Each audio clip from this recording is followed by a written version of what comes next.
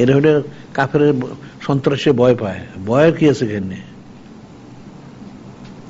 এটা হলো আকাশ প্রতিরক্ষা যদি ব্যবস্থাটা থাকে তাইলে আর এনে ইয়ে থাকে না, ওটা আসলে বিমানগুলি ফালাই দিলি হয়, তাহলে তো ঝামেলা শেষ। ইউরোপ হোক, আমেরিকা হোক, নেটো যাইতেই বলে, আর এদের স্থলভাবে এবং পানিপথে গিয়ে কোন মুসলমান কখনো পারবে না তারা। এরা লুকায় লুকায় পারবে, ওই লুকায় লুকায় সব বোমা নিক্ষেপ করে। তো লুকায় লুকায় যখন আসে এদের বিমানগুলি ফালাই দিলেই হয়, তাতে ঝামেলা শেষ। তাহলে তো আর পারবে না।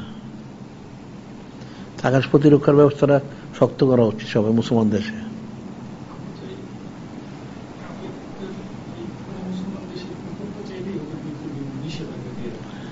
নিষেধাজ্ঞা মানে কেন মানতে যায় কেন?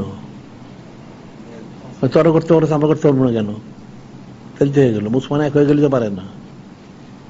তুরস্ক সিরিয়ার মধ্যে বড় বড় সাঁতোয়ার দিচ্ছে 40টা, আর এখানে ওই সিরিয়ার মধ্যে আকাশ প্রতিরক্ষা স্থাপন করতে মানে সবকিছু মনে করতেছে প্রায় 1 মাস ধরে, এর মধ্যে বোমা ফেলে দিয়ে তুরস্কের অনেক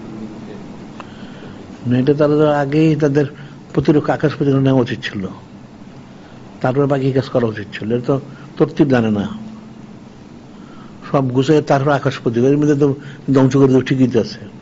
আগে আকাশ প্রতিরক্ষার ব্যবস্থা আগে করতে হবে, তারও বাকি কাজ করতে হবে। ইয়েমেনে দেওয়া উচিত, তারপরে এখন যদি সরাসরি ফিলিস্তিন না পারে তাও ফিলিস্তিন দেওয়া উচিত আকাশ প্রতিরক্ষার ব্যবস্থাটা, ওদের বিমানগুলি আসলে যেন ফালাই দেওয়া যায়।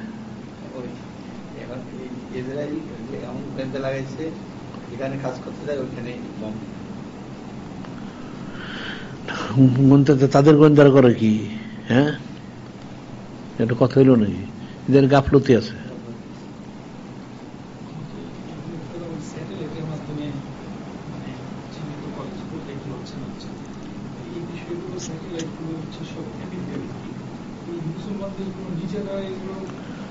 স্যাটেলাইট গুলি ফালাই দিলেই তো হয়, স্যাটেলাইট ফালানোর জন্য তো এবার তৈরি করছে, তুরস্ক তৈরি করছে, ওইগুলি ফালাই দাও, তাতে ঝামেলা শেষ হয়ে যায়।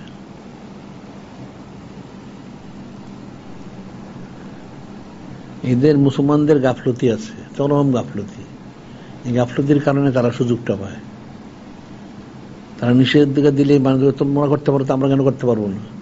প্রতিবাদ করলেই তো হয়। আসলে মুসলমানরা তো এক হইতে পারে না, এদের মধ্যে মুনাফেক আছে।